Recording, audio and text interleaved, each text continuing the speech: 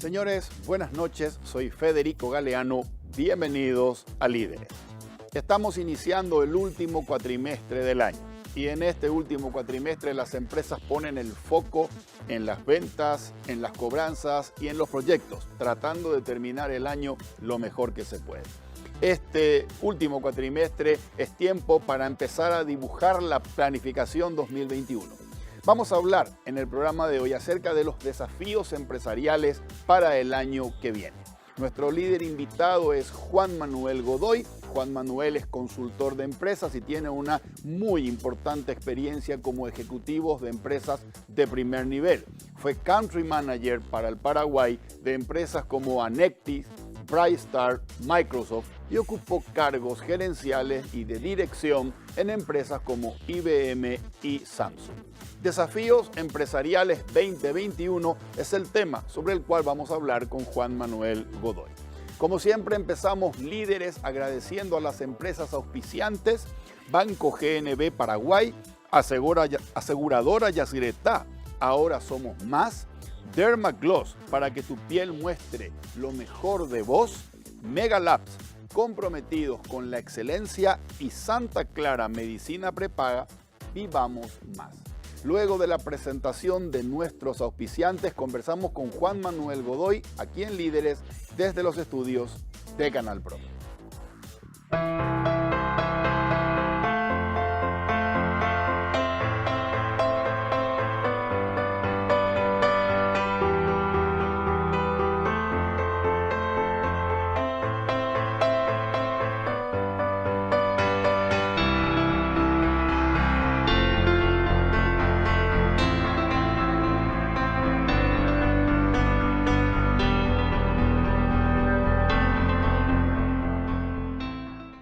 Aseguradora Yacyretá y General Seguro se fusionan y ahora somos más. Somos más los paraguayos que sí creemos, los que acompañamos tu crecimiento, los que estamos acá junto a vos trabajando en equipo. Ahora somos más los que siempre estamos cuando menos lo esperás y más lo necesitas. Dos empresas paraguayas, dos fuerzas nacionales que ahora son una. Aseguradora Yacyretá. Ahora somos más. Ser ultra es descubrir que la edad debe marcar momentos, no mi rostro. Al final del día, la crema noche protege el colágeno de mi piel y suaviza arrugas profundas, gracias a que contiene cronociclín e isoflavonas. Dermagloss Ultra Age más 50. Llévate bien con el tiempo. Las mujeres vivimos haciendo malabares, pero cuando estamos estreñidas, todo se nos complica. Para esos momentos de estreñimiento, elige Ciruelax, ahora en su nuevo tamaño, igual de efectivo y natural. Ciruelax al acostarse, resultados al levantarse. Hace un tiempo buscaba algo que me ayudara con los dolores articulares que aparecen con la edad y que complican mi día. Decidí probar Finartrit Advance. La fórmula 4 en 1 más completa desarrollada hasta hoy, que ayuda a mantener sanas tus articulaciones. Con Finartrit Advance, nunca dejes de moverte. Estoy en la mejor etapa de mi vida. Me siento como de 20. Volví a correr y para cuidarme tomo hidrolágeno todos los días. Así prevengo el desgaste articular, porque una cosa es tener 20 y otra cosa es sentirse de 20. Hidrolágeno, colágeno hidrolizado que alimenta tus articulaciones. Este es un anuncio que puede cambiarte la vida. ¿Estás viviendo o solamente estás despierto? Es tiempo de que vivamos más. Vivamos más el presente. El pasado ya pasó y el futuro depende del hoy. Vivamos más el trabajo, las ganas de ser cada día mejor. Vivamos más conectados, llamemos a saludar y subamos nuestras selfies con el mejor filtro. Ser auténticamente felices. Despertate, vivamos más.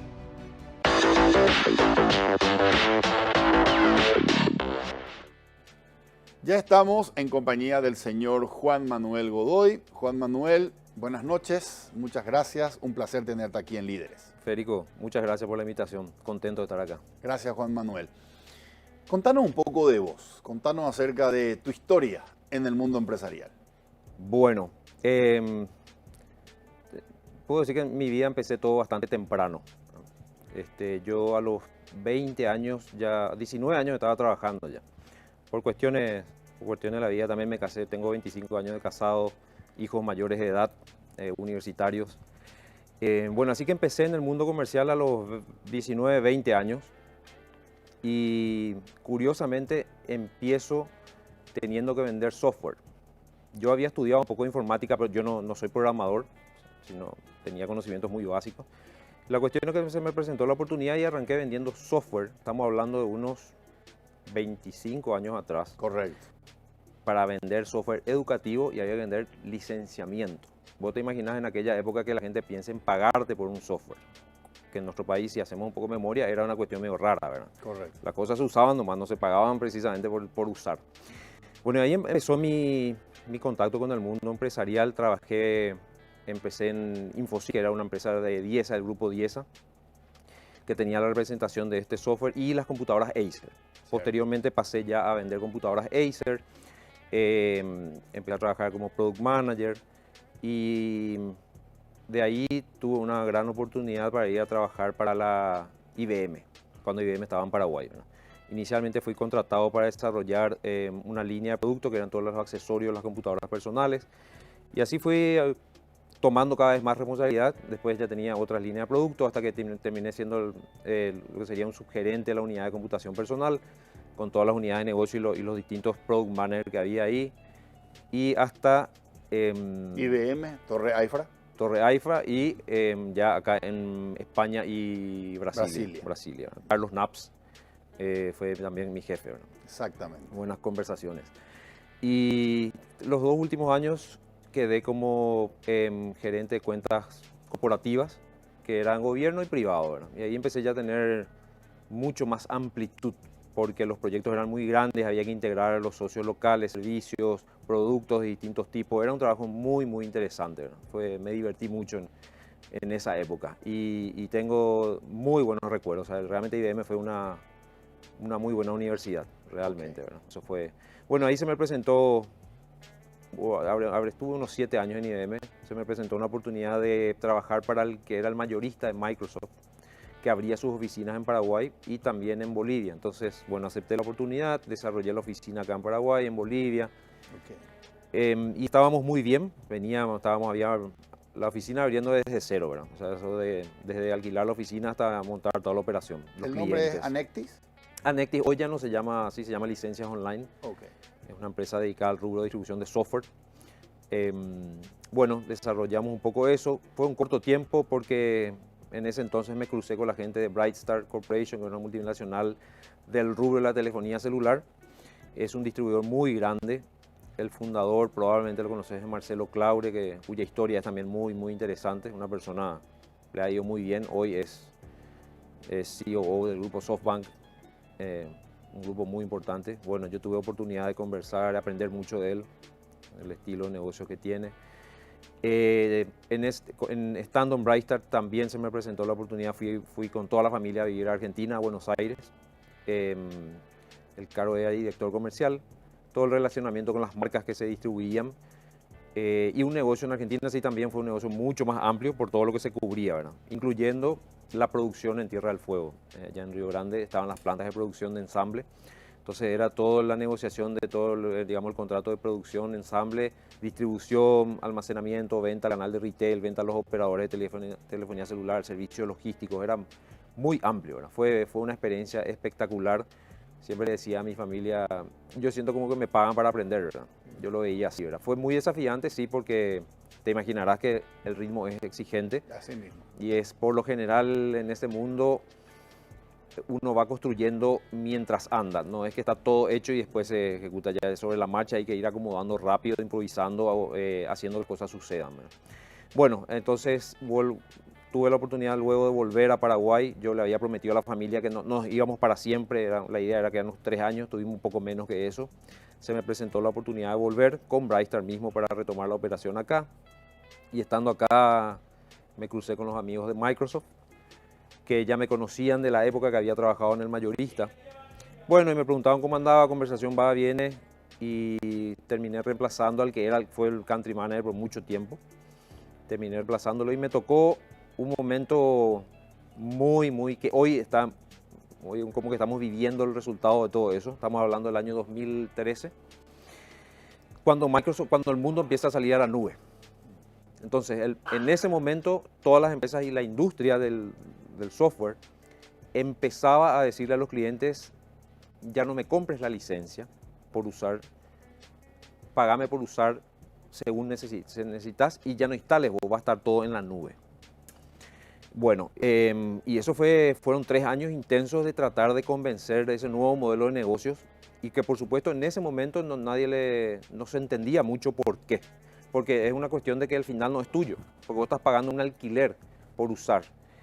Pero lo que estábamos muy metidos en eso ya sabíamos que era, llamémosle la mayor expresión de la democratización de la tecnología. Correcto. Porque eso permitió que pequeñas empresas que antes no tenían capacidad de implementarse todo el hardware y el software que había que implementar para tener soluciones, pudiesen alquilar a medida y según necesidad soluciones.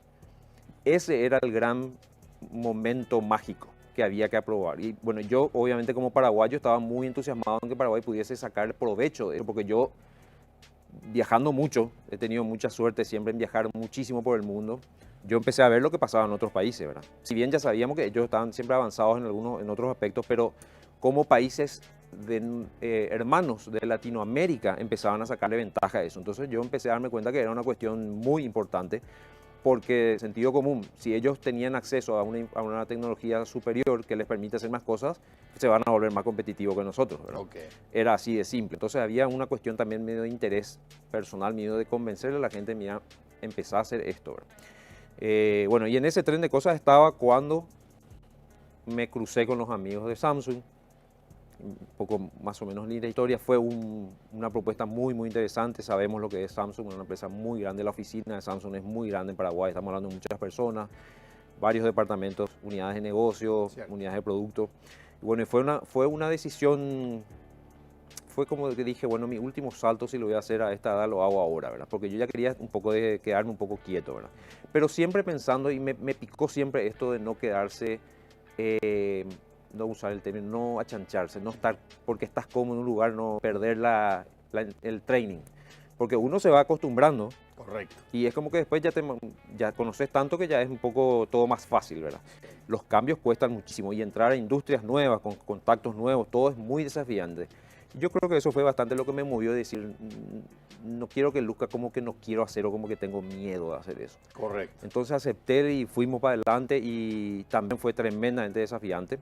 Imaginarás el condimento del ritmo oriental también, ¿verdad? Cierto. Que es distinto. Ahí yo comprobé las diferencias culturales que hay, ¿verdad? Con sus luz, cada uno con sus pros y contras. Cierto.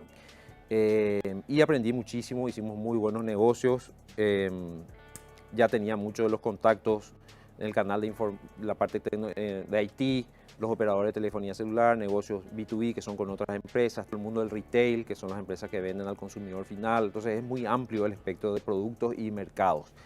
Y fue excelente, ¿verdad? Y eso sucedió, bueno, estuve hasta fines de septiembre del año pasado en Samsung. ¿Y actualmente? Y actualmente estoy con un par de emprendimientos propios, un poco en rubros inmobiliarios, comerciales.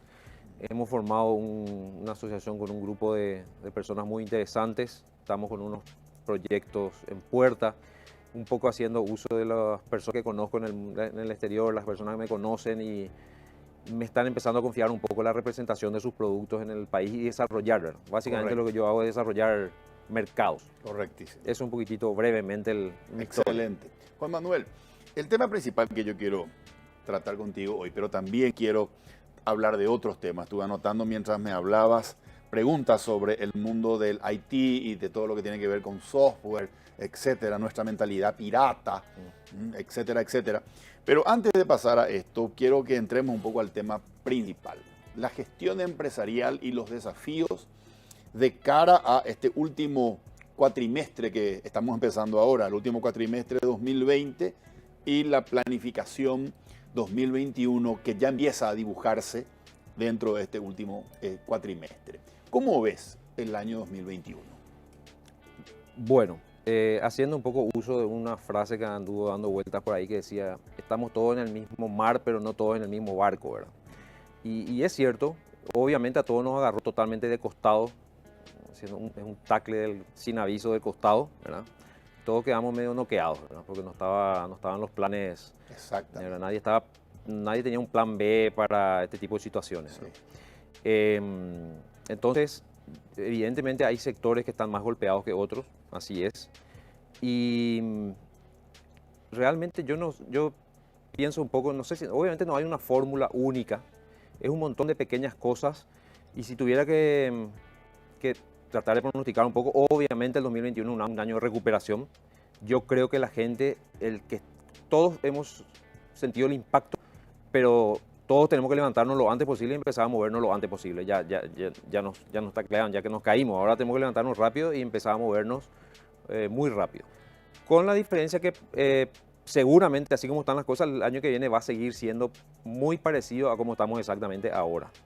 O sea, se suelta un poco, se contrae un poco, se suelta un poco, se contrae, según la situación de salud, que es la que marca un poco los niveles de libertad de acción que tenemos. Entonces yo definitivamente creo que ese es el mundo que hay que planificar para ese mundo.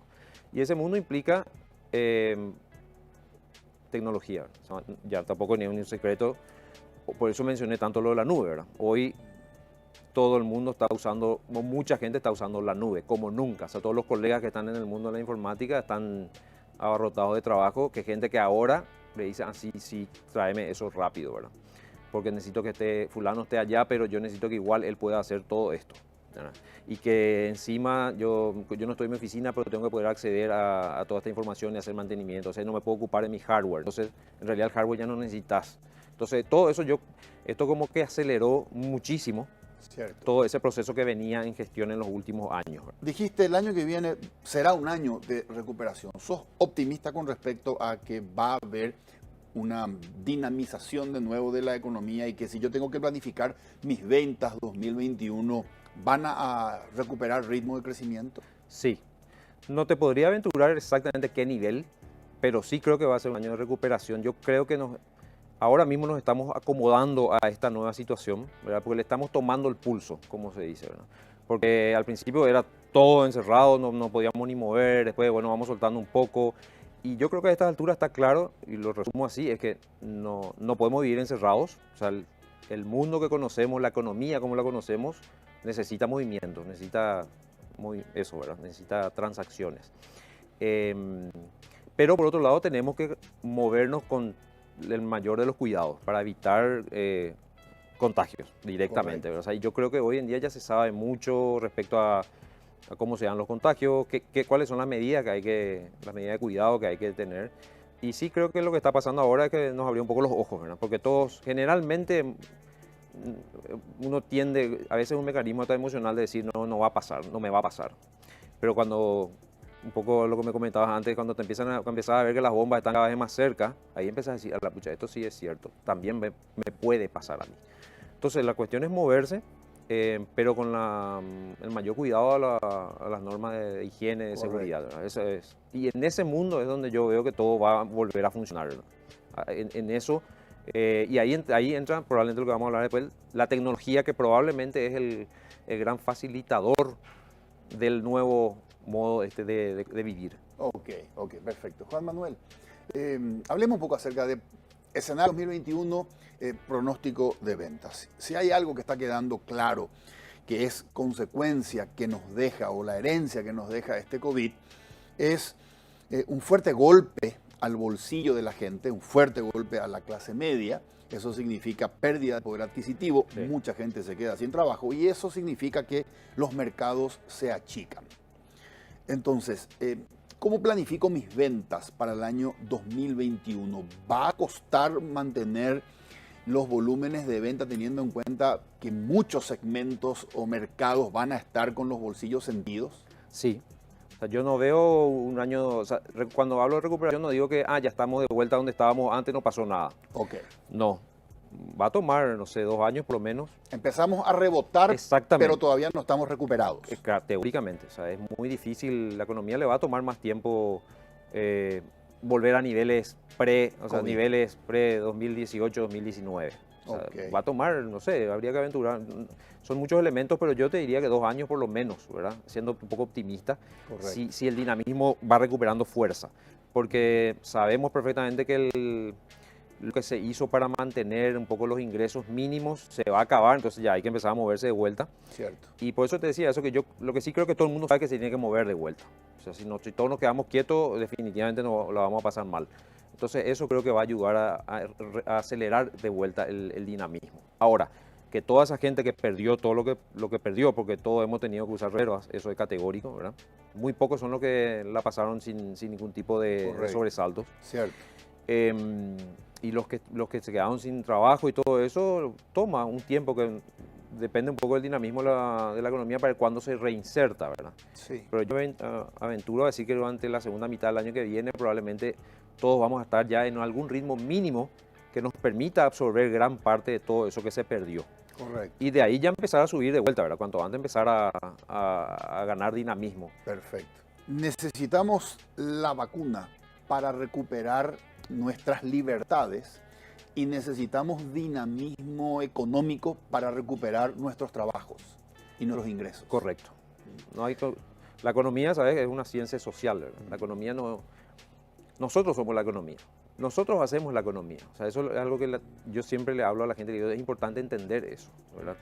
Por eso decía yo, si todos nos quedamos quietos, no va a haber economía. Sí. No es que la economía se mueve sola, la economía somos nosotros. Sí. El comportamiento de la gente hace a la economía. Entonces, Correcto. hay que tener siempre en cuenta eso. Entonces hay que moverse, ¿verdad? O sea, si nadie gasta nada, y nos vamos a quedar todos quietitos y eso tiene un impacto, ¿verdad? Entonces, Así mismo. con mucha prudencia, Correcto. ¿verdad? Pero hay que moverse. Correcto. Y hay que empezar a mover la economía. Gestión empresarial.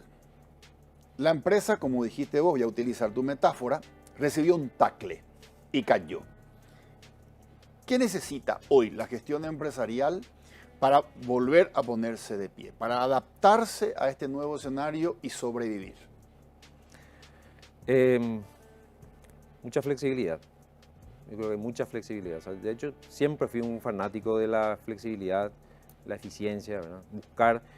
Estoy usando esas palabras porque un poco pensando en qué es lo que yo hago, ¿verdad? Correcto. Obviamente tenés que analizar un poco el campo de acción, cómo quedó el campo después de las bombitas, ¿verdad? Un poco cómo están las cosas y actuar en consecuencia. Pero la flexibilidad es súper importante, trayendo a colación a Darwin, ¿verdad? Sí. Los que mejor se adaptan son los que sobreviven, entonces hay que tener mucha flexibilidad y adaptarse rápido.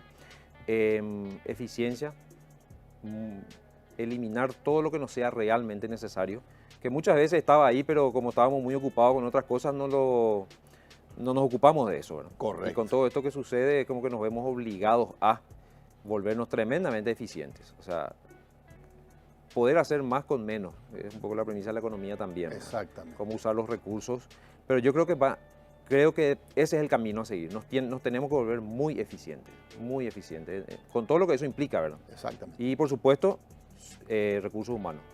O sea, definitivamente, y en algún momento mencionaste un poco los líderes que tienen que hacer. Yo creo que hay probablemente empresas que les agarró mejor preparada esta situación en términos del liderazgo, del estilo que teníamos. Yo tuve mucha suerte, realmente las empresas para las cuales me tocó trabajar, eso era un aspecto tremendamente importante. El tema de la autogestión, estar emocionado con lo que realmente haces y quieres hacer. No haces las cosas porque tu jefe te dijo que hagas, haces porque te gusta y sos responsable, sos autónomo, ¿verdad? Y se trabaja en equipo porque entre más se logra más cosas, cada uno aporta lo suyo. La diversidad es súper importante. Si todos pensamos exactamente iguales, no vamos a satisfacer la necesidad de todo el mundo. Necesitamos variedad, ¿verdad? Hay que saber manejar eso. Eso es flexibilidad también, ¿verdad? Okay. Del líder mismo con la gente, ¿verdad? Permíteme 2 preguntas. La primera de ellas, en este momento, para las empresas, ¿la liquidez es lo más importante y la rentabilidad queda subordinada o postergada para el mediano plazo y hoy la liquidez es lo más importante? Y la segunda pregunta es la siguiente, ¿me podrías hacer una T? Y a la izquierda me definís el estilo de liderazgo que hoy sirve y en contrapartida el estilo de liderazgo a la derecha que no nos conviene en este momento en las empresas. Ok. Tema liquidez, yo en realidad te diría que depende, ¿verdad? Porque hay casos y casos. Hay empresas, hablando del tacle, no todos se han caído al piso. Todos sintieron un golpe, pero están los que se fueron de cara directo. Les agarró muy mal parados y de cara al piso, ¿verdad? Y están los que no, los que tambalearon nomás, pero físicamente estaban mucho mejor, entonces sintieron el impacto, pero no cayeron al piso. Entonces Cierto. ahí la situación es distinta, por eso te hablaba del tema de no todos estamos en el mismo barco. Depende de cada uno cómo le agarró esto, tiene más oxígeno o menos oxígeno, ¿no? Están los que tienen más oxígeno para aguantar, bajar al mínimo los costos en todo lo que se puede y aguantar. Y están los que no, tienen que deshacerse de cosas del barco, porque si no el barco se va a hundir, ¿verdad? Y no hay opción, o nos hundimos todo o nos sacamos lo que es exceso, ¿verdad? Entonces yo veo esas dos cosas, eso es lo que determina qué es lo que se hace, ¿verdad? Con respecto a la T, y yo creo que un artículo que escribiste vos, que tuve la oportunidad de leer, tiene mucho que ver con eso, ¿verdad? Definitivamente creo que el liderazgo es más el que está junto a su gente empujando, ¿verdad? Empujando, estirando, y por eso te dije en algún momento que algunos ya habrán estado mejor preparados, porque ya eran así.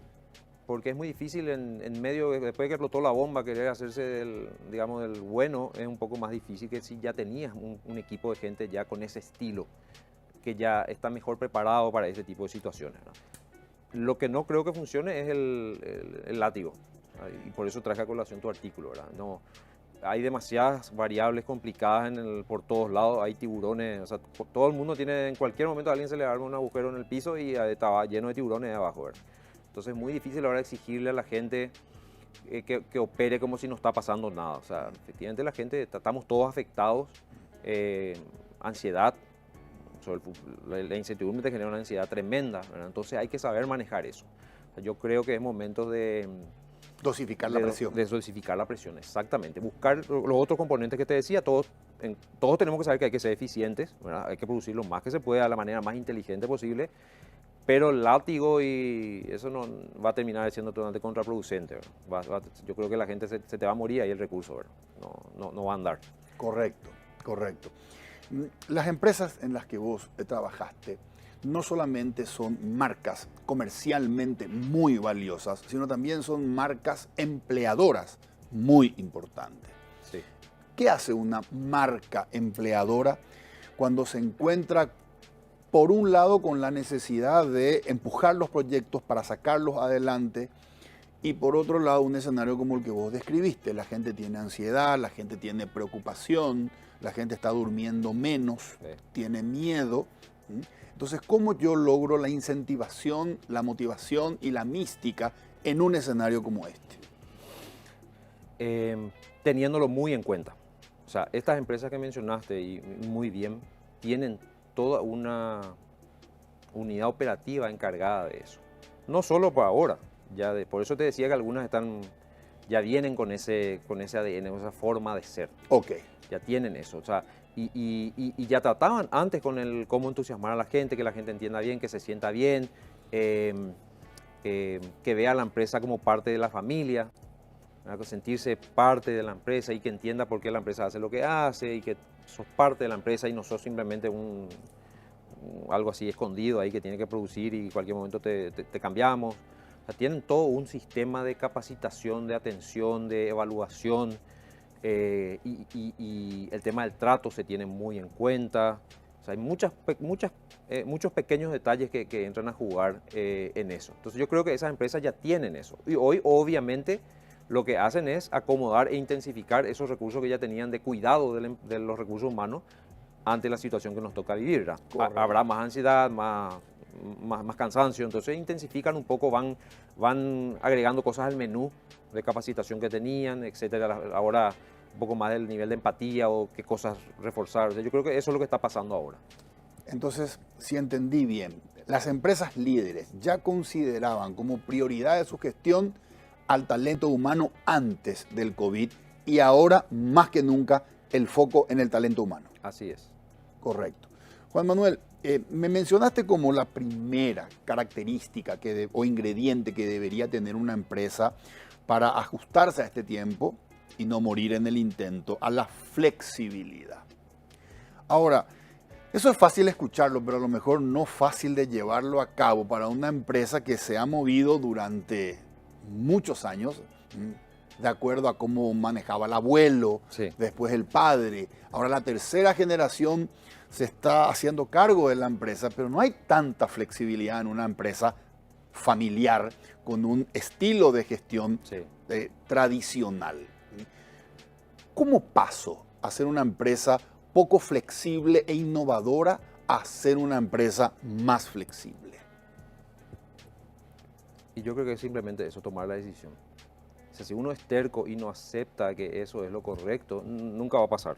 O sea, si la cabeza de esa empresa dice, no, así yo siempre hice y voy a seguir haciendo así, y todo el mundo tiene que alinearse a eso, y nunca va a pasar hasta que algo, digamos, algo cambie internamente que permita ese cambio. Ok, Pero si, no, si va a ser digamos, la estructura gerencial actual, es esa decisión simple, es decir, sabemos a estas alturas de que lo que funcionó antes no necesariamente va a funcionar ahora, cambia, todo cambia. cierto. Entonces, tenemos que revisar y mantener fresco el equipo de recursos humanos. Hace poco me hicieron un comentario que es muy cierto, que es como vamos creciendo, y es que como que de nuestra camada nos conocemos todos y tenemos un estilo relativamente parecido, pero las nuevas camadas son distintas. Y yo ahora me doy cuenta que lo hacía medio sin darme cuenta, ¿verdad? Pero en resumen es empezar a meter sangre nueva, gente nueva que habla el nuevo idioma, porque yo no hablo ese idioma. Entonces el primer paso es reconocer que yo no estoy pudiendo hablar el idioma. Los jóvenes usan términos distintos, piensan distintos. Entonces yo no le puedo seguir hablando de la forma que yo hablaba antes, ni le puedo comunicar de la forma que me comunicaba antes. O sea, esto no es ni un secreto, digo nomás que las grandes empresas manejan bien eso, ¿verdad? Entonces uno no puede bajo ningún punto de vista seguir haciendo lo mismo, ¿verdad? Uno tiene que reconocer que lo que hacía antes puede ya no servir hoy en día. Ese es el primer paso para solucionar un problema, es reconocer que hay un problema, ¿no?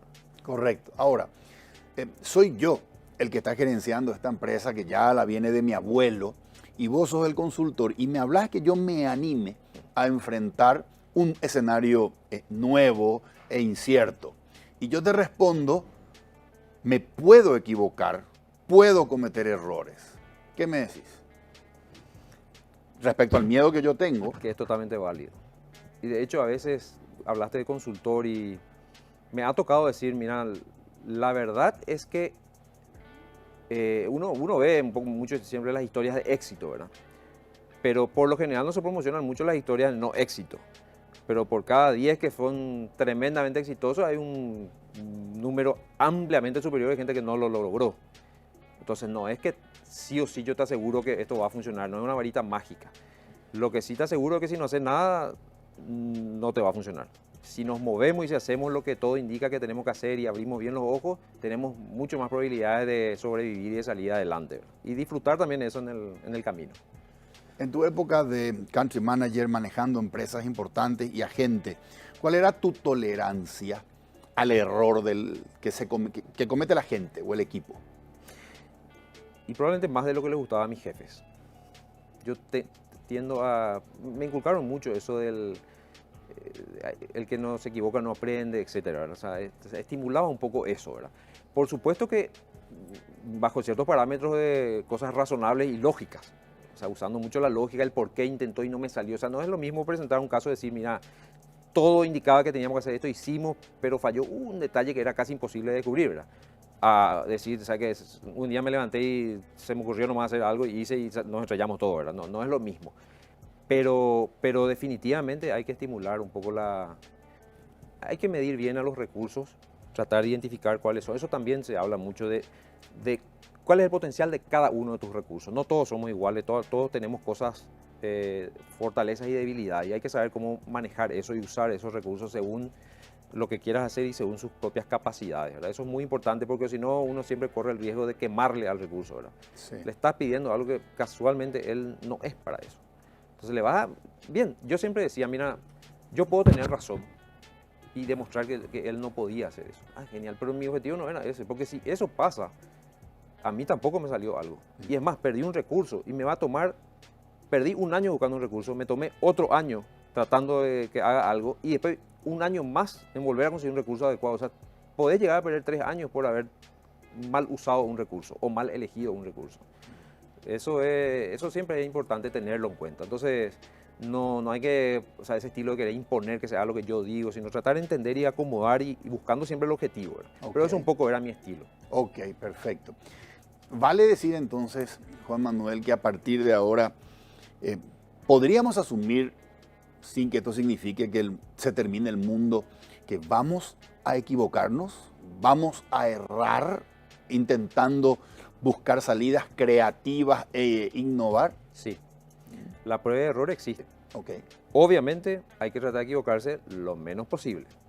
Lo menos posible. O sea, realmente yo vender la derrota muy cara, no de una manera muy fácil, ¿verdad? O sea, que yo siempre dije, bueno, si alguien me mira y me equivoqué, que digan realmente lo que intentó y cómo se planificó fue perfecto, pero no salió. A que digan, se lanzó sin ningún tipo de planificación, voló con una idea y se mandó solo y se estrelló, ¿verdad? Correcto. Por eso te hablaba de esas diferencias, pero definitivamente nadie tiene 100% asegurado nada. Lo que vuelve estas empresas que mencionábamos tremendamente admirables, ¿verdad? Porque tienen tanto tiempo en el mercado y cuando uno tiene la oportunidad de estar un poco bastante adentro, no es que tienen un manual que les dice cómo se hace, ya saben que van a apretar este botón y va a pasar esto y la tienen toda hecha y por eso siempre ganan.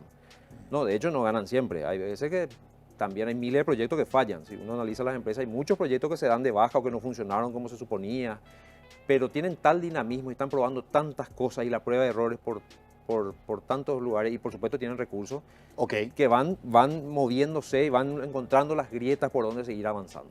Eso Correcto. un poco, pero apuntan a varias cosas. Hay como un norte, pero dentro de ese norte hay miles de pequeñas estrategias que se van tratando de acomodar. Perfecto.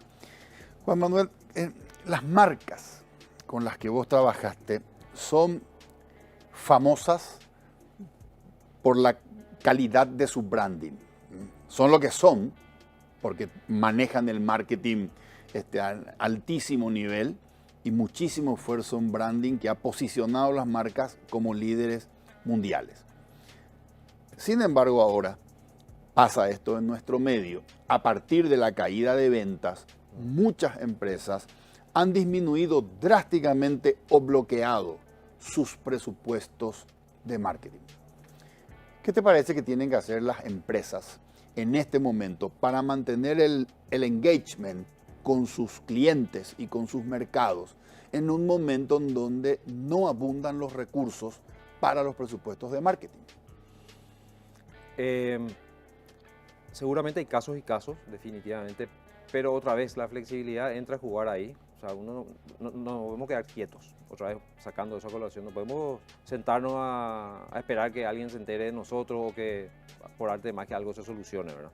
No nos podemos quedar quietos, No. Es decir, hay que seguir comunicando. Así es, sabiendo que los Ok. resultados no van a ser los mismos.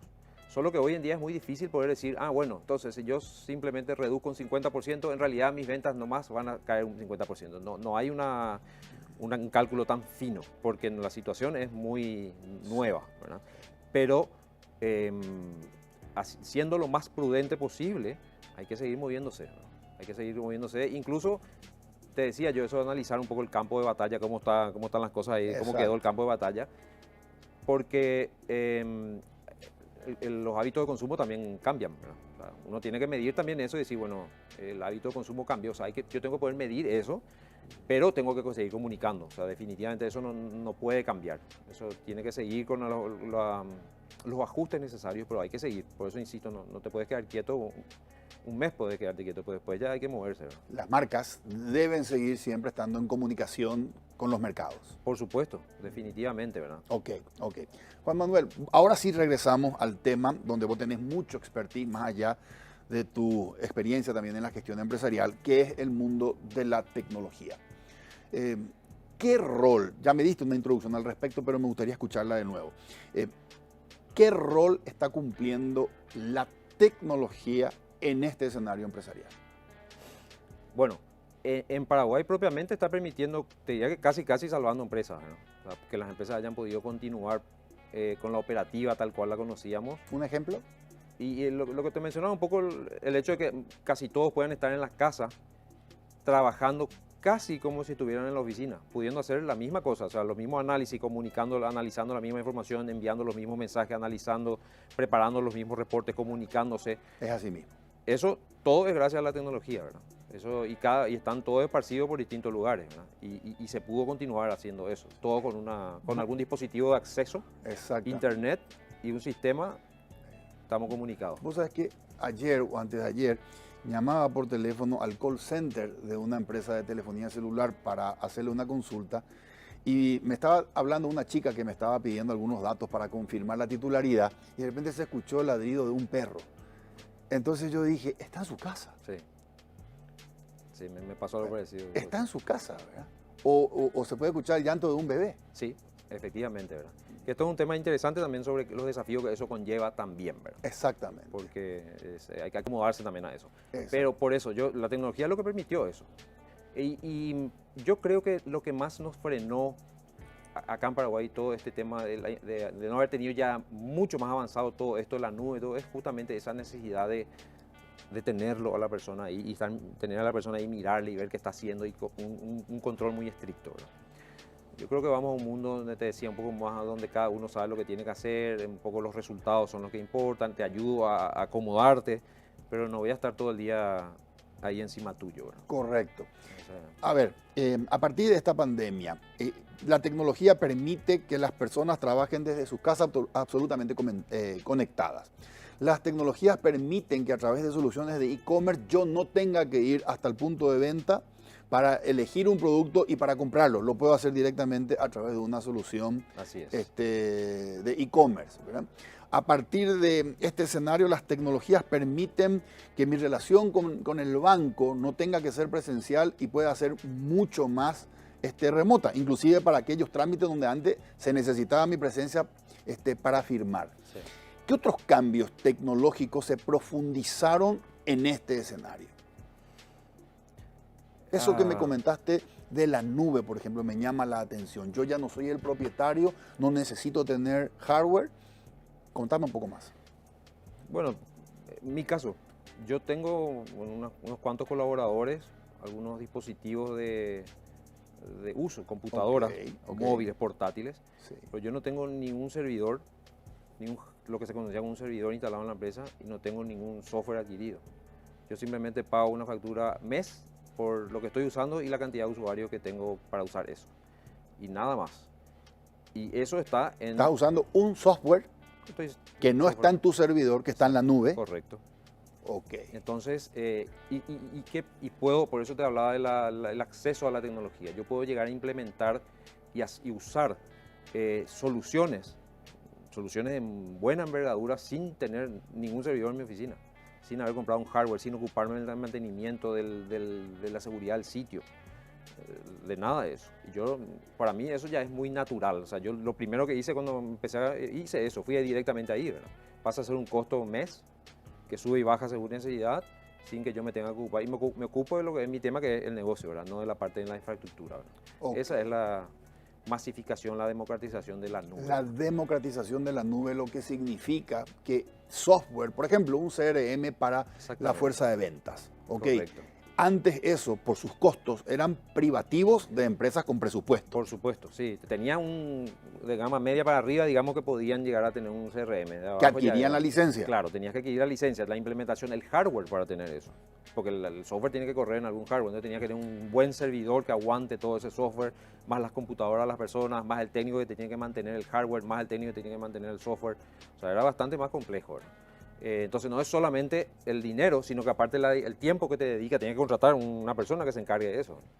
Hoy yo no tengo como tal un gerente de informática, por supuesto que es una empresa muy liviana y chica. Correcto. Pero no necesito porque tengo empresas que me prestan el servicio cuando necesito nomás y casi todo está en la nube.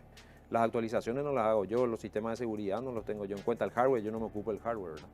Y eso es y por eso yo te decía, yo creo que ahora esto vino a implantar esto. A partir de ahora creo que es el camino que se va a seguir. Ahora, vendeme los beneficios para mi pequeña y mediana empresa de trabajar con esos sistemas en la nube. Mira, cuando yo estaba en Microsoft había desarrollado un pequeño cálculo. El Office, el famoso Office, te pongo un ejemplo de lo más simple que la gente conoce, el Office que se llama hoy 365, que te incluye toda la suite, todos los productos que tiene el Office, ¿verdad? Todos los productos. Te incluye horas para hablar por videoconferencia, por Skype. Te incluye muchísima capacidad de almacenamiento en la nube. O sea, yo necesito tener un disco duro acá que no sé dónde poner porque también se me puede perder. Y puedo acceder ahí. Todo eso, por cada persona costaba lo que cuesta un café por día. Pero eso, 2000, me acuerdo perfectamente, eran como 3.000 guaraníes. Diarios. 3.500 por día costaba por usuario. Tener todo eso. Y hoy en día es eso. O sea, por lo que me costaba un café, yo podía tener eso. Entonces, si uno empieza a hacer los numeritos y sabe cómo aprovechar esa tecnología, lo que puedo hacer con esa tecnología, es fantástico. Por eso yo te mencionaba al principio, yo empecé a preocuparme y dije, pucha, pues veía las otras empresas en Centroamérica, Costa Rica, que siempre están muy avanzados en esto, Argentina, también Uruguay. Las pymes, las pequeñas empresas empezaban a adquirir tecnología que antes no estaba ahí. Pero era por esto, por la nube. Empezaban a pagar facturitas mensuales nomás sin tener que implementar todo eso que yo te mencioné, ¿verdad? Ok. Y acá no estábamos en eso. Acá queríamos tener todo en nuestra oficina. No, yo no sé dónde está eso, no quiero. Acá quiero ver dónde es lo que está la computadora. ¿Verdad? Quiero que el que mantiene eso trabaje para mí. Y sí, emocionalmente tener una sensación de seguridad, pero al final no es así, ¿verdad? Ok. Ahora, muchas personas dirán, ¿qué ocurre si yo un día me quedo sin señal? No accedo a toda la información de mi... Exactamente. Hay soluciones para eso. Hay soluciones para Sí, eso. sí. Efectivamente, podés tener en tus dispositivos una copia de muchas de las cosas. Probablemente no el 100%, pero podés decir, bueno, lo que es archivo secundario que no se usa puede estar allá, lo que es de uso corriente, Ok. quiero una copia acá. Eso hasta soluciones para la casa, y ni siquiera te estoy hablando de soluciones muy empresariales, ¿verdad? Correctísimo. Yo lo tengo eso en mi... Ahora, Juan Manuel, cuando empezaste me decías, la tecnología es hoy, en este nuevo escenario, la gran habilitadora. Ahora, describime cómo es el mercado empresarial paraguayo dividido en capas, ¿verdad? Las grandes empresas, Sí. las que tienen presupuesto, y después las otras capas de empresas más pequeñas, como consumidores de tecnología. ¿Seguimos siendo un país con un altísimo porcentaje de uso pirata de tecnología? Diría que bastante. Bajó muchísimo seguro. O sea, ¿Bajó muchísimo? Bajó muchísimo, sí. Hoy en día ya la gente entiende. Antes como que ni siquiera estaban en la conversación de que se usaba nomás, nadie estaba preocupado porque no pagaba o algo así. Hoy por lo menos la gente ya sabe que tenés que pagar, ¿no? O sea, querés esto, pagar la suscripción, todo es más fácil. También es cierto que los costos han bajado muchísimo por el tema de la nube, justamente. Cierto. Antes tenía que pagar $300, $400 para tener un Office. Ahora, un café por día y tener ese mismo Office. Esos 300 o 400 dólares era un usuario, Claro. era una licencia. Esa, una licencia, ¿verdad? Podíamos usar entre dos, pero era un solo dispositivo, un equipo.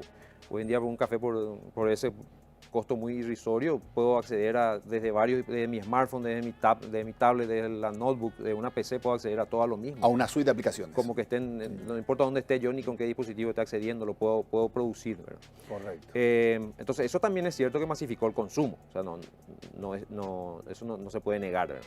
Pero también creo que hubo muchísima campaña en todos los últimos años de explicarle a la gente por qué. Por qué se paga por un software, ¿no? Por el uso del software. Y, a ver, creo que me hiciste otra pregunta. La pregunta era, ¿cómo me describís al mercado paraguayo? ¿En qué etapa está el mercado paraguayo en cuanto al uso de tecnologías que incrementan nuestra productividad? ¿Estamos muy rezagados o ya estamos equipando a las empresas, incluyendo a las medianas y pequeñas, con tecnología? Yo creo que estamos en el proceso pero estamos atrás seguramente de muchos otros países que te mencioné. Eso seguro, porque yo te estoy hablando de 6 años atrás, poco más de 6 años atrás, yo ya veía eso. O sea, ya era latente la diferencia que había, ¿verdad? Y me preguntaste un poco cómo somos, y yo creo que somos las nuevas generaciones son distintas, pero en esencia tal vez muy conservadores. Ok. Muy conservadores, entonces es como que él así nomás también tiene su porcentaje de participación, ¿no? ¿Para qué vamos a implementar eso si podemos igual tener, no sé, en unas carpetas, en un papel, le podemos tener igual esto acá? Entonces, yo siempre sentí eso. Pero... Eso puede ser mortal en el escenario de hoy. Claro, exacto. No, por eso te decía, hoy sí, yo creo que no hay más una vuelta atrás, porque esto le forzó a miles de empresas a hacer algo que medio sabían que necesitaban hacer, pero no estaban muy preocupados porque seguían operando. Pero cuando pase todo esto, va a tener un grupo de empresas que implementaron muchísima tecnología y se volvieron muy eficientes. Y están preparadas para correr 100 metros en 5 segundos. Y cuando el mercado más o menos se normalice, van a estar en demasiado buen estado físico para desempeñarse en ese mercado. El que no se acomodó va a sufrir mucho. O sea, le van a pasar por encima por los costos, eficiencia, calidad de atención. O sea, muchas cosas se van decantando de ese uso de tecnología. Ok. Te decía, un poco muy conservadores, tal vez yo no veía que éramos... Algo que yo desde muy joven sentí, que tiene que ver a lo que me preguntaste. Tuve suerte porque desde muy joven viajé, estuve por Estados Unidos, o sea, viajé por mucho, vi cosas maravillosas, ¿verdad? Realmente desde el punto de vista tecnológico, pero no era solamente tecnológico, la forma de ser de las personas. Yo me empecé a dar cuenta que dos cosas. Me iba mucho a Estados Unidos, veía que todos eran muy entusiastas y pensaban en grande. Siempre están pensando en los próximos 5 años, acá ya voy a estar, entonces ya se preparan ya hacen una inversión ahora porque van a ir creciendo, todo está funcionan de una manera bastante optimista. Ok. ¿Verdad? Y lo segundo, conocí mucha gente que me contaba cómo hizo las cosas. Charlé con muchas personas muy interesantes empresarialmente y ellos te contaban cómo lograron hacer las cosas, ¿no? Entonces después yo volvía acá. Pero contame una anécdota. Bueno, en realidad son muchas, ¿verdad? Pero básicamente eran negocios que habían salido adelante, cómo lograron crecer en 3 años, así, muy relativo a los negocios, ¿verdad? Casi todos eran socios de IBM. ¿Muy apalancados con tecnología? Claro, exactamente. O sea, ¿por qué? Porque la tecnología es el que da el salto cuántico. Okay. Y tiene que ver con esto. Entonces yo venía acá y la gente, y eso empezó a molestarme, la gente te explicaba por qué no podían hacer las cosas. Entonces yo empecé a ver dos mundos. Uno que la gente me contaba cómo hizo, no es que cómo pensaba hacer, sino cómo hizo. Ya te contaba su historia, cómo le fue difícil, pero logró, y cómo apuntó y logró. Y después acá en nuestro país éramos más de los que no se puede hacer eso.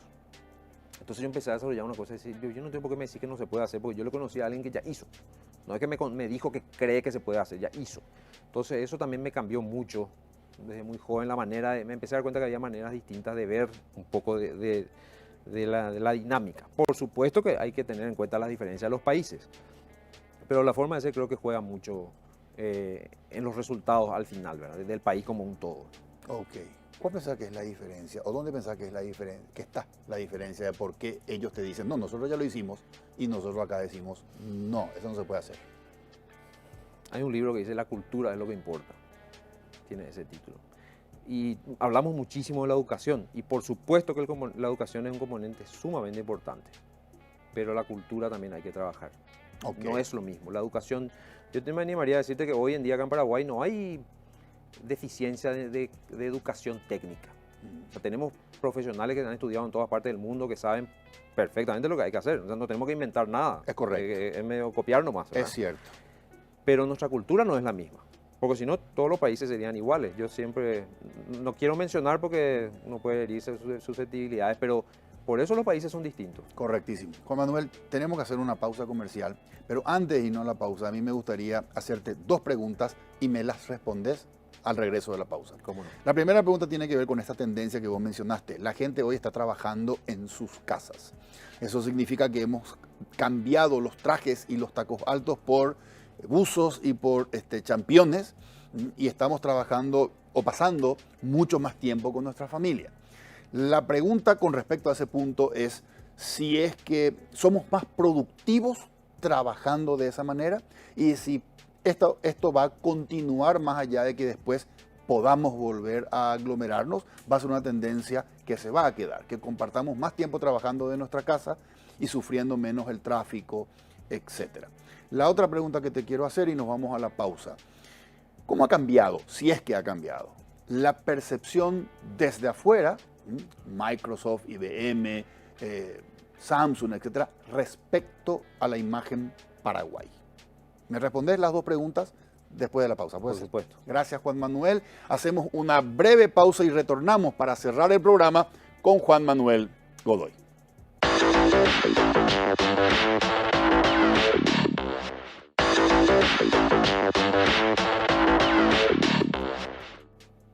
Seguimos con el señor Juan Manuel Godoy. Juan Manuel, ¿querés que te recuerde las preguntas?